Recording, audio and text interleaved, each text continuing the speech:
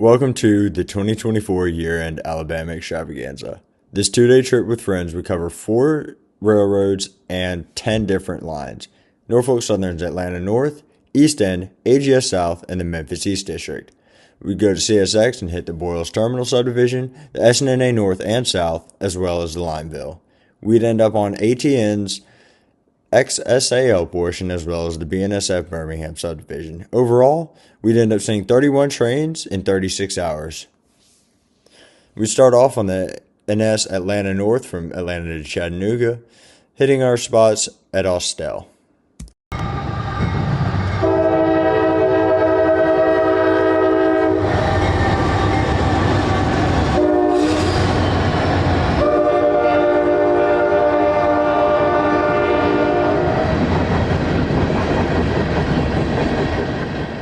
This trip had been planned for a little while, and I had requested off of work, and it was going to be the perfect time to go. Unfortunately, a nasty line of storms had swept through the night before, leaving a lot of places with downed trees, power lines, and other such blockages across tracks and roads. The NS Atlanta North wasn't affected too badly by these, but as you can see, a whole lot of puddles along the tracks, and that would be the case pretty much along the entire route. The SNNA North wasn't so lucky, and we'll get to that later.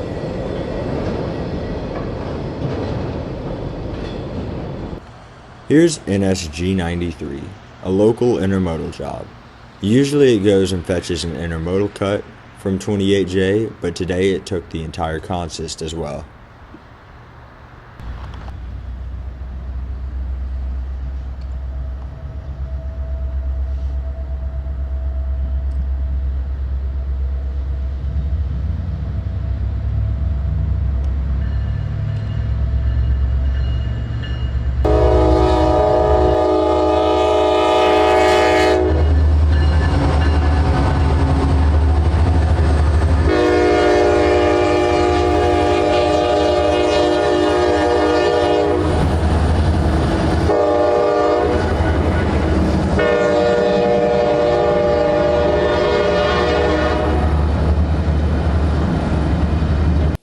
Usually 28J comes off the East End and up to Cobb Siding, where they drop a cut of their train, and G93 comes out of Whitaker to take that cut back into the yard. Today they ended up taking the consist as well as the whole train.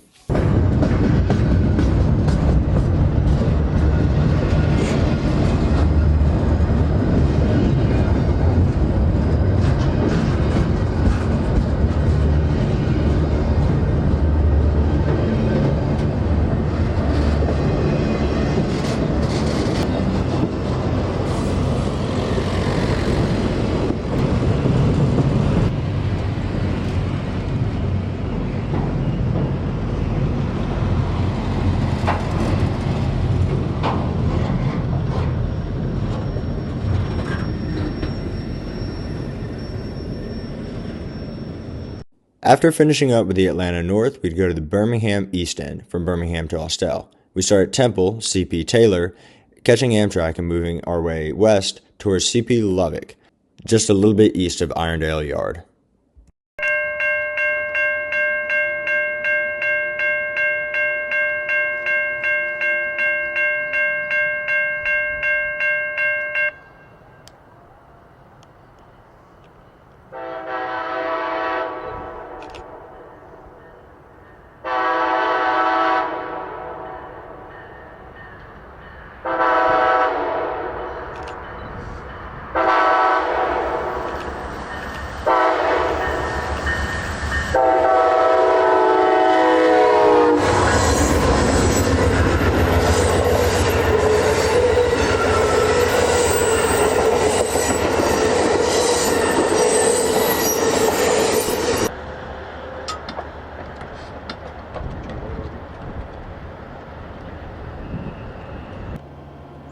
With the train quickly approaching, me not being too familiar with this part of the line, and us being not prepared to find a spot, I ended up going on a quick Google Maps search and set it on here, which is not a bad location for a last second setup.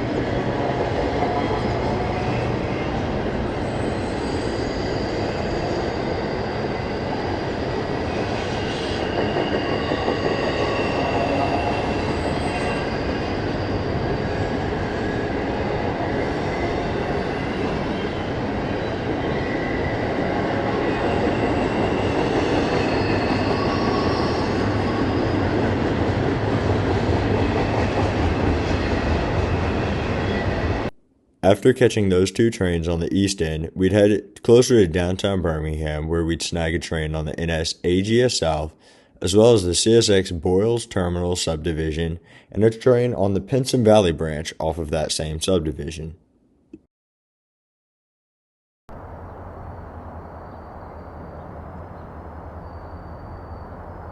Here we are just south of Boyles Yard. We can see CSX 6418, a GP40-2, coming south with a few boxcars. It ended up working a spur just off the main. While going after this local, we would end up missing whatever was lying north beside it.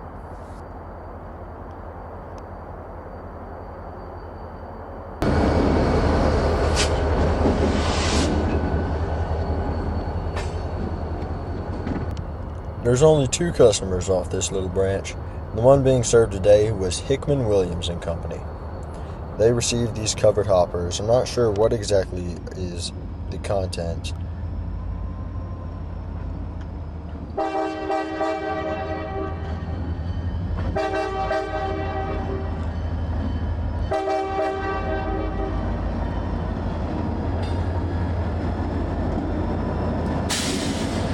Having shot the only angle to shoot on this industrial spur, we'd head back to NS on the 32nd Street Diamond, where the only train we'd see there would be a local. Luckily, it had an increasingly rare Dash 9 leading.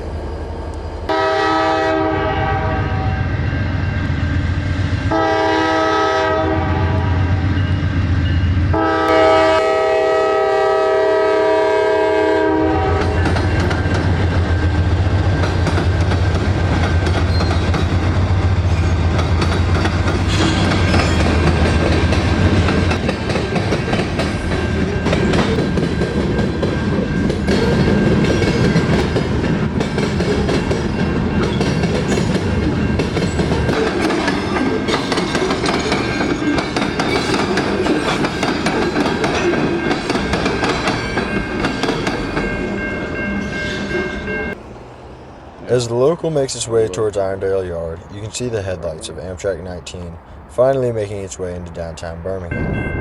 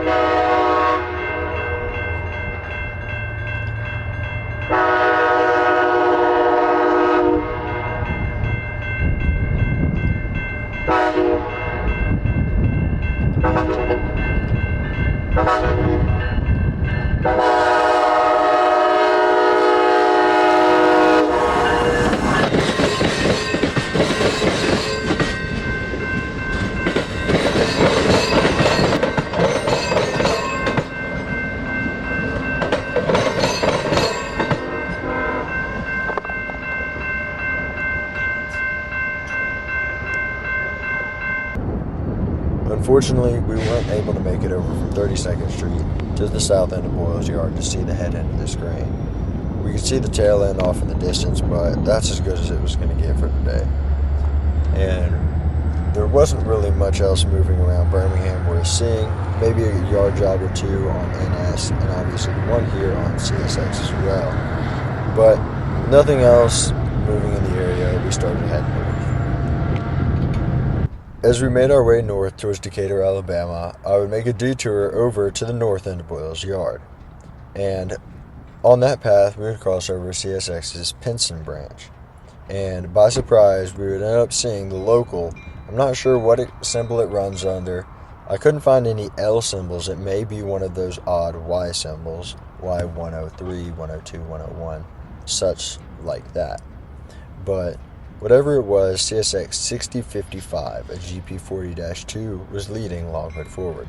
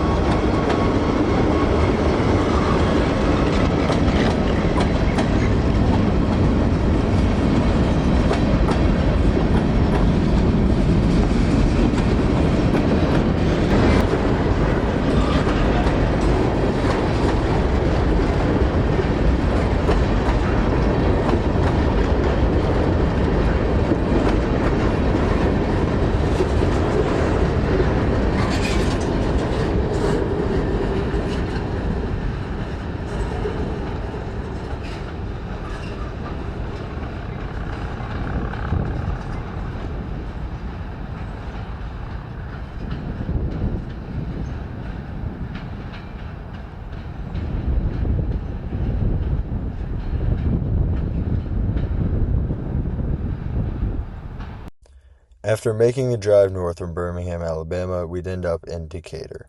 Decatur is the junction between the Memphis East End District to Memphis, Tennessee from Chattanooga, and the CSX S&A North from Birmingham up to Nashville, Tennessee.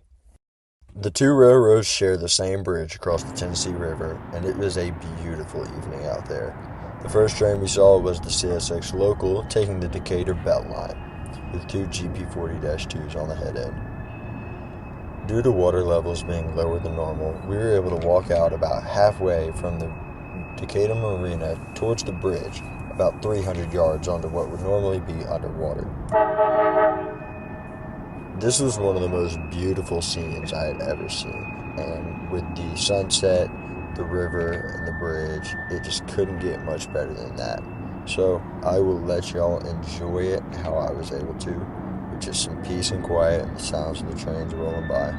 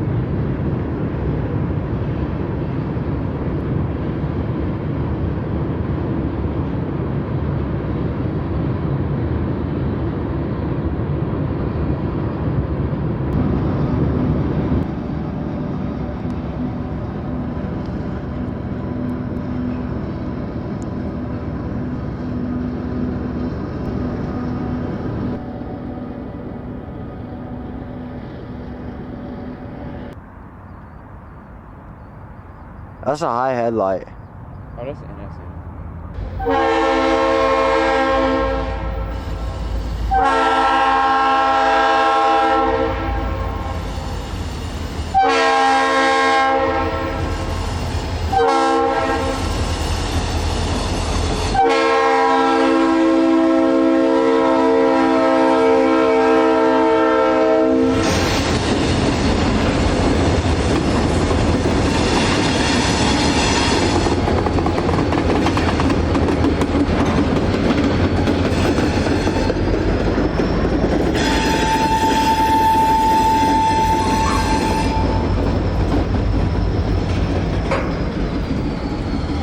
snagging this amazing NS local with Trio 40s with great horn.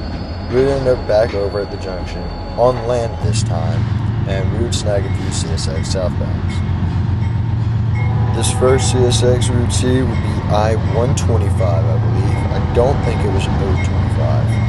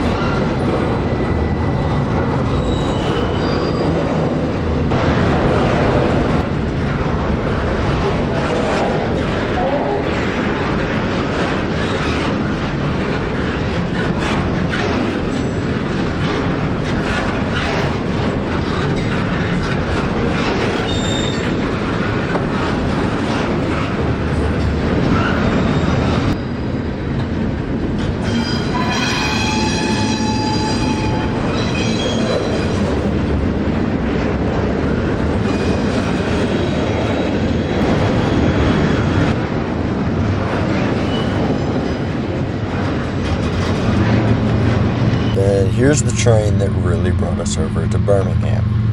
Not the only reason, but the main reason. CSX B241 southbound potash loads.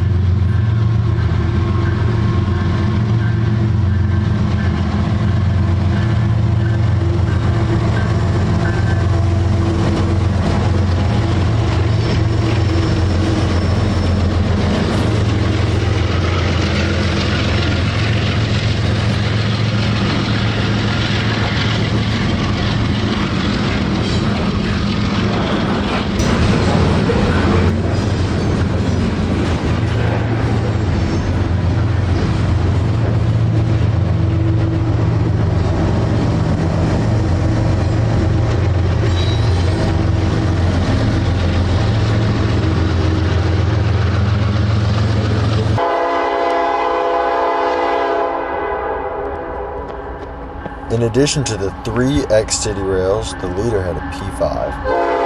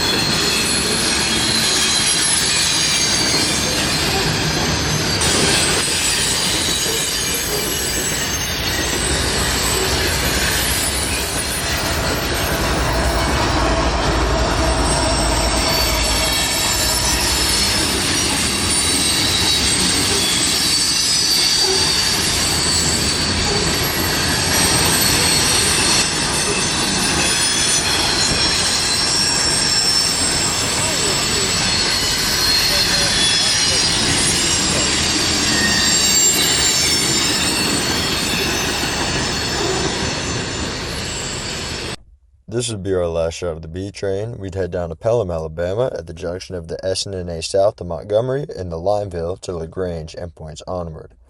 Pelham quickly became one of my favorite spots due to its high volume in traffic and high frequency of something interesting happening.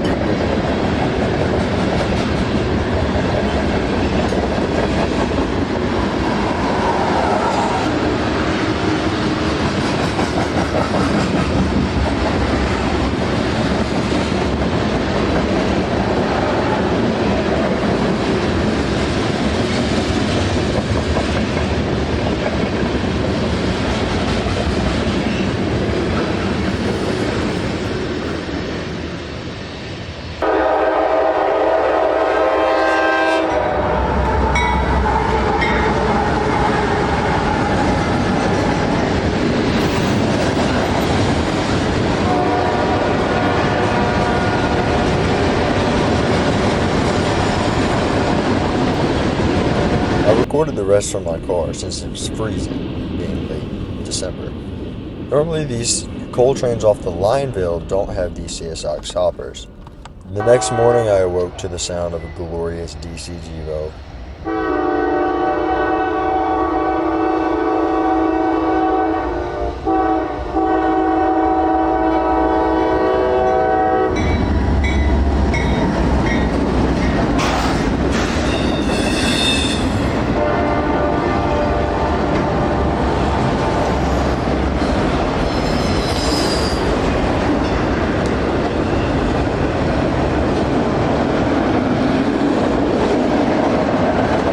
If there is any train to remind me of the Abbeville sub, it is this right here. 2 DC Gevos and empty racks. That is a textbook M280 right there if I've ever seen one. Really can't escape the DC Gevos no matter where I go. I believe the symbol on this one was M208, although it could have possibly been an M210.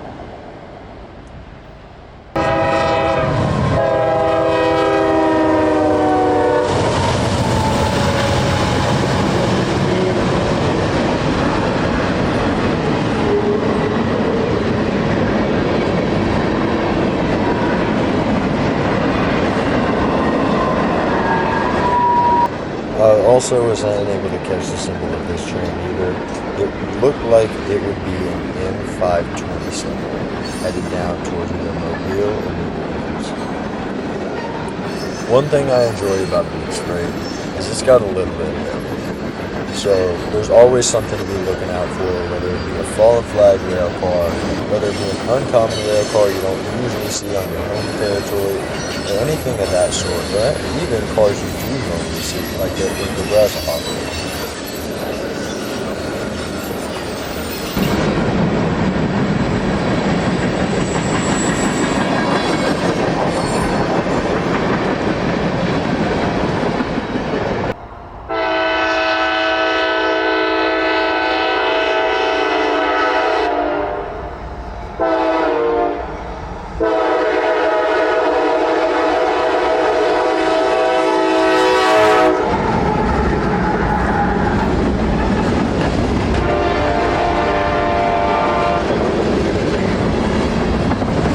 Part of what's keeping rail fanning interesting now with all the GEVOs is focusing on the rolling stock.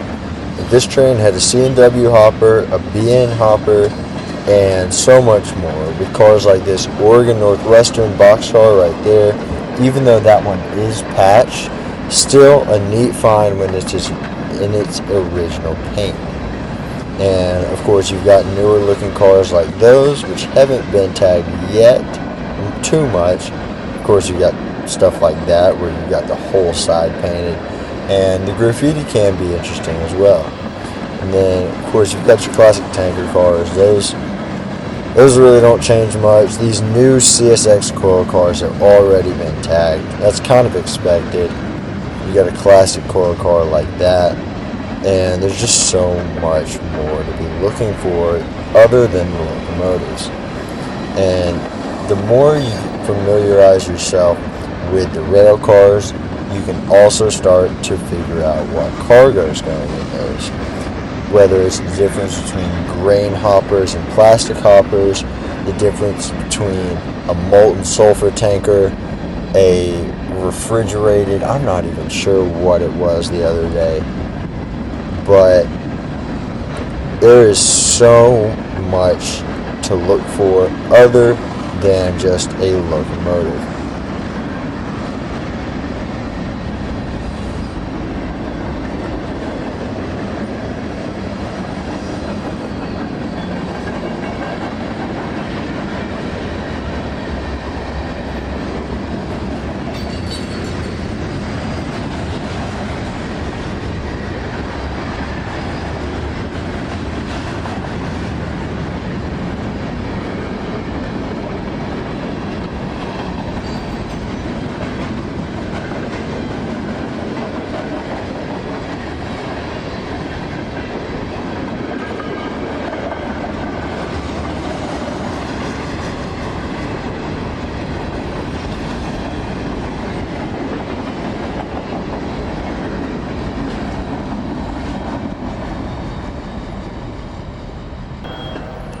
Here we've got a little treat, one of the BNSF powered run-through intermodals from Fairburn all the way out to Los Angeles, California.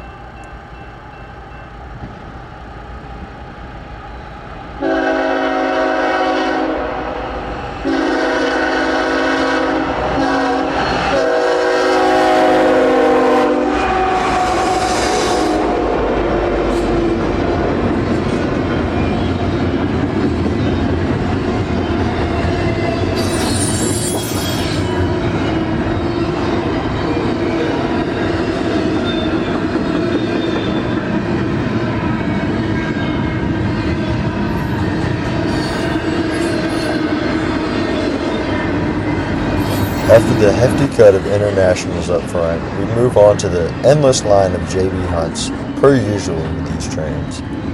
BNSF has actually partnered with JB Hunt to create one of the biggest freight partnerships in the world. In September of 2023, JB Hunt acquired BNSF Logistics brokerage operations.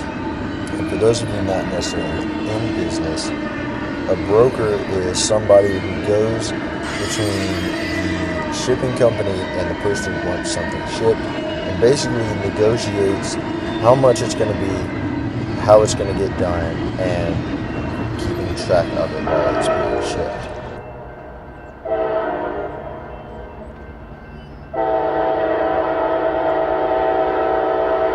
Here comes the Talladega to Birmingham turn. I believe either L802 or L803.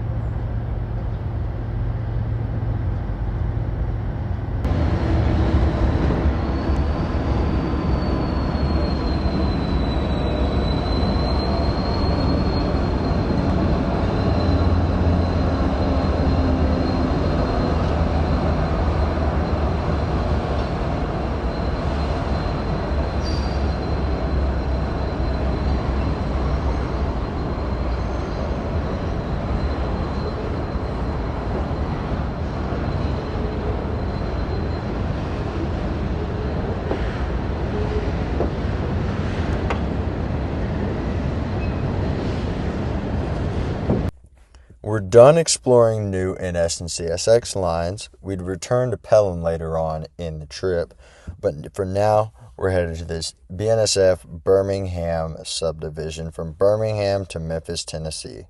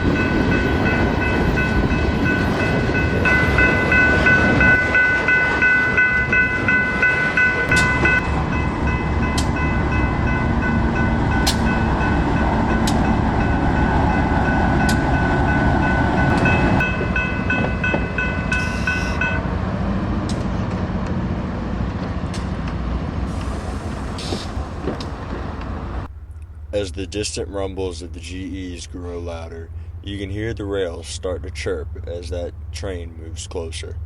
And with these GEs pulling a loaded train up a hill and around a slight curve, those rails would end up singing.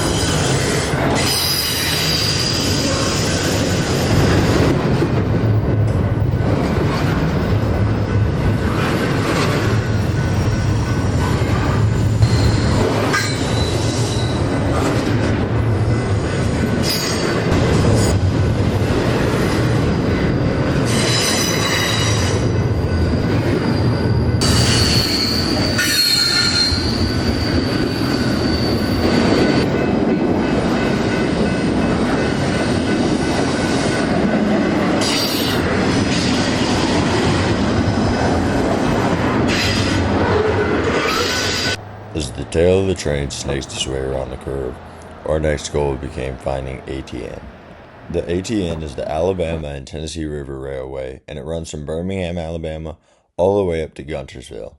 But we would end up staying on the XSAL portion between Wellington and Birmingham. Finding these guys was a total mystery because there's no real way to track them, and unless you've been following them already, you never know where they are for sure. So our best bet was to just head north and wait, and we did. We got to Perry Street just outside of Trussville, Alabama, and with a little bit of luck, no more than 20 minutes after we set up, the train came around the corner with those EMDs roaring.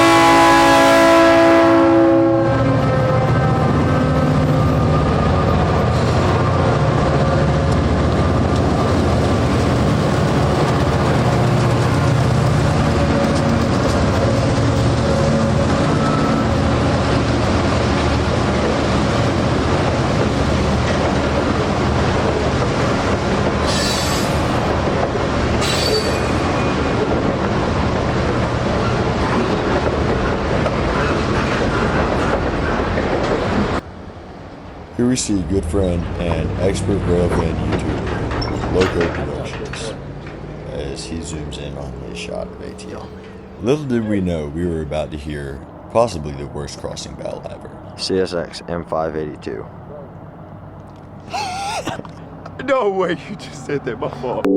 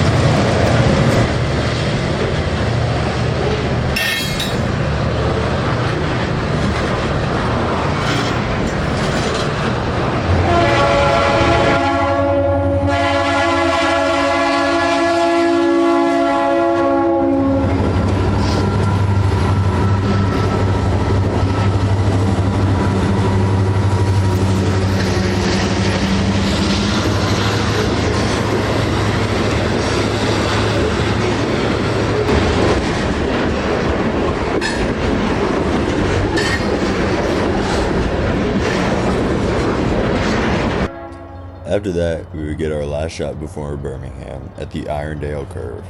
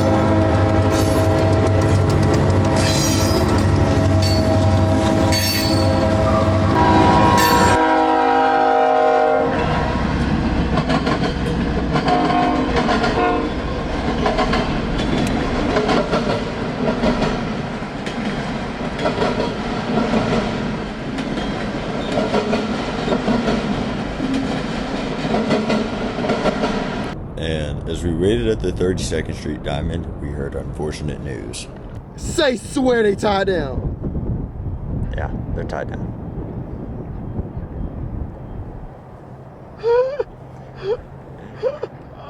I'm gonna end my life. We should have went to that one last shot.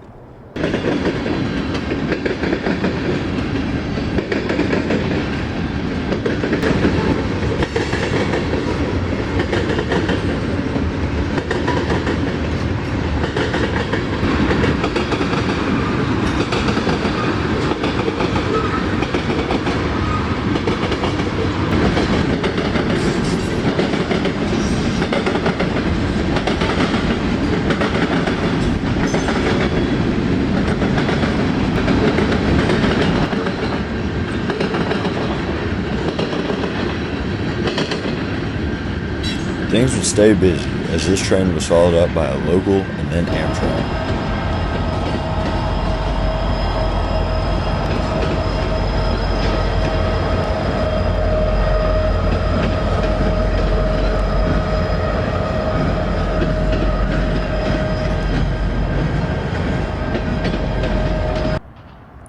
Passing by right at sunset, Amtrak had a Charger, a Genesis, and the FRA private car behind it.